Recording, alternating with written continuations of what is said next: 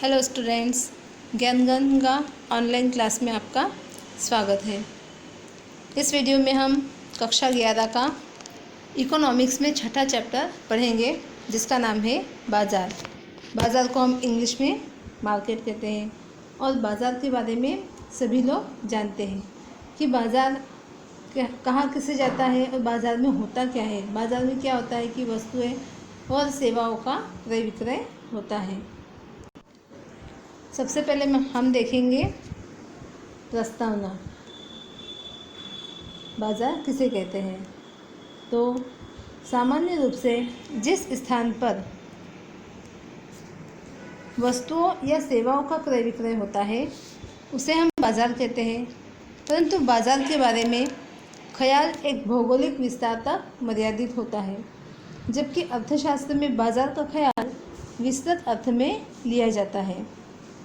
अब हम देखते हैं बाज़ार का अर्थ। अर्थशास्त्र में वस्तु या सेवा के क्रय विक्रय हेतु क्रेताओं और विक्रेताओं को प्रत्यक्ष या परोक्ष रूप से एक दूसरे के संपर्क में लाने वाली व्यवस्था को बाज़ार कहते हैं। प्रोफेसर सैमुअलसन के मतानुसार बाज़ार एक ऐसी कार्यप्रणाली है जहां क्रेता और विक्रेता वस्तु एवं सेवा की कीमत और जत्था का भंडार का प्रमाण निश्चित करने के उद्देश्य से एक दूसरे के संपर्क में आते हैं। अभी हम देखते हैं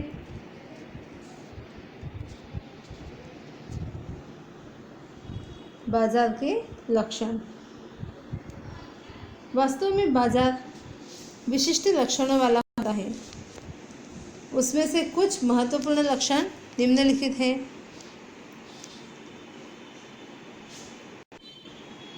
पहला है क्रेता एवं विक्रेता। बाजार में वस्तु और सेवा के क्रय विक्रय के लिए क्रेता एवं विक्रेता का होना अनिवार्य है।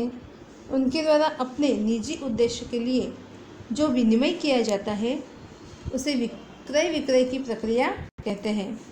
यहाँ पर विक्रेता द्वारा स्वयं का लाभ अधिकतम करने का उद्देश्य और क्रेता द्वारा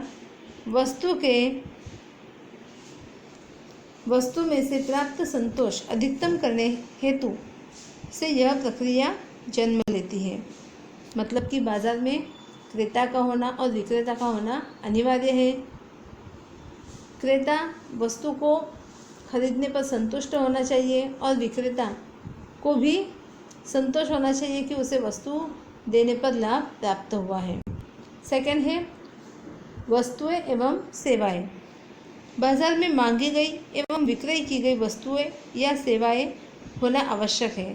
बाजार में उत्पादक या विक्रेता अपना मुनाफा महत्तम करने के उद्देश्य से वस्तुओं या सेवाओं को विभिन्न स्वरूपों में प्रस्तुत करते हैं और वे वस्तुएं तथा सेवाओं के प्रति क्रेता को आकर्षित करने का प्रयास करते हैं, जबकि क्रेता वस्तुओं या सेवाओं के उपभोग में प्राप्त संतोष अधिकतम हो ऐसी वस्तुओं एवं सेवाओं का आदर्श संयोजन खरीदते हैं। अगला है संपर्क। बाजार में वस्तु या सेवा के क्रेता एवं विक्रेता एक अथवा दूसरे प्रकार से प्रत्यक्ष या परोक्ष रूप से एक दूसरे के संपर्क में आते हैं। वर्तमान समय में क्रेता एवं विक्रेता एक दूसरे से सीधे संपर्क में आते हैं अथवा निम्न प्रकार से संपर्क करते हैं, जैसे कि टेलीशॉपिंग। इसमें वे वस्तुएं या सेवाएं की जांच करके टेलीफोन द्वारा वस्तु या सेवा खरीदने का आदेश देते हैं। सेकंड है ऑनलाइन शॉपिंग। इसमें वे इंटरनेट के माध्यम से उस वस्तु या सेवा को बेचने वाली वेबसाइट पर जाकर वस्तु या सेवा को पसंद करते हैं और उस वस्तु या सेवा को खरीदने का ऑर्डर देते हैं।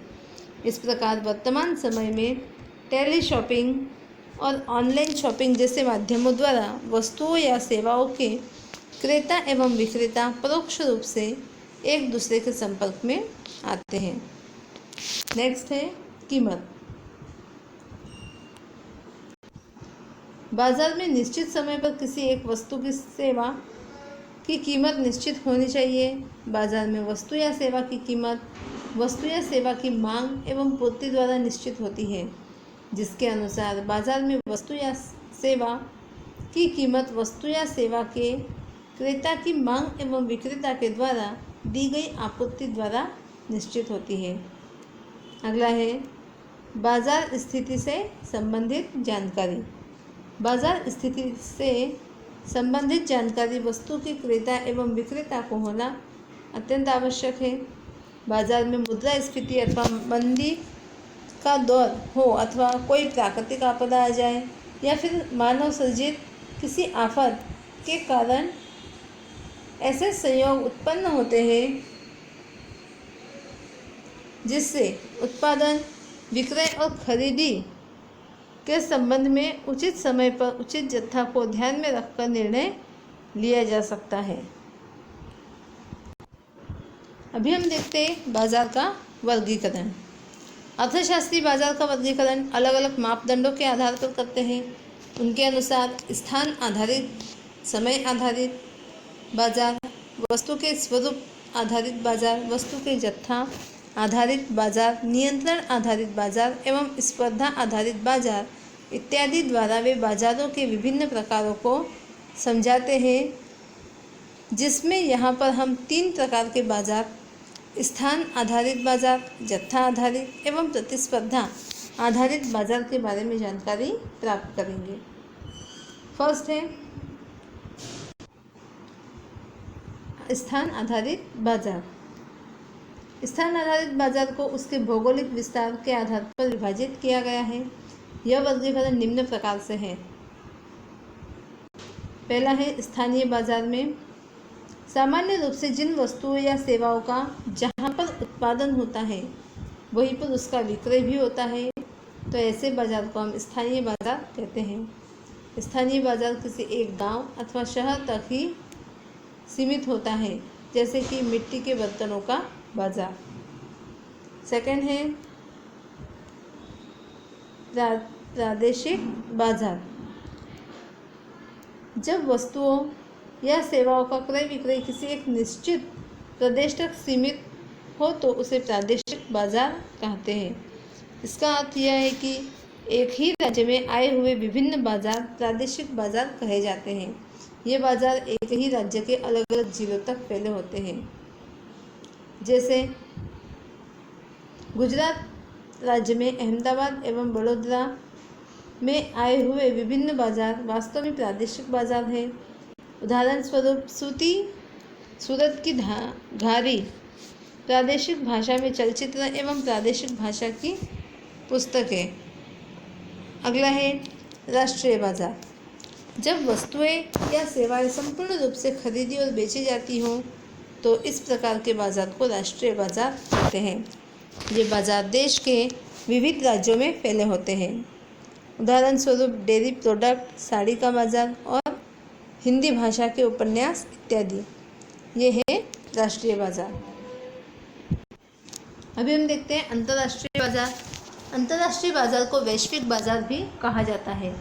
इस प्रकार के बाजार विश्व के विविध देशों के बाजारों तक फैले होते हैं। इन बाजारों में हुए क्रय विक्रय को आयात निर्यात शब्दों द्वारा जाना जाता है। उदाहरण स्वरूप अंग्रेजी पुस्तकें, मोबाइल फ़ोन इत्यादि। बाजारों का यह वर्गीकरण भौगोलिक रूप से रूढ़िचुस्त जड़ नहीं है, क्योंकि वैज्ञानिक खोज, परिवहन और दूरसंचार की सुविधाओं, फ्रिज एवं कोल्ड स्टोर की सुविधाओं के कारण बाजार के वर्गीकरण में परिवर्तन हो सकता है। एक वस्तु प्रादेशिक बाजार की भी हो सकती है और वही एक वस्तु राष्ट्रीय बाजार की भी हो सकती है। नेक्स्ट है जत्था आधारित बाजार। जत्था आधारित बाजार में मुख्य रूप से 2 प्रकार के बाजारों का समावेश होता है, जैसे थोक बाजार और फुटकर बाजार। थोक बाजार में देखोगे, थोक बाजार यह एक ऐसा बाजार है जिसमें बड़े पैमाने पर वस्तुओं का क्रय विक्रय होता है। थोक बाजार में थोक व्यापारी उत्पादक के पास से बड़े पैमाने पर एवं अधिक मात्रा में वस्तुएं खरीदते हैं और उसे फुटकर व्यापारियों को बेचते हैं।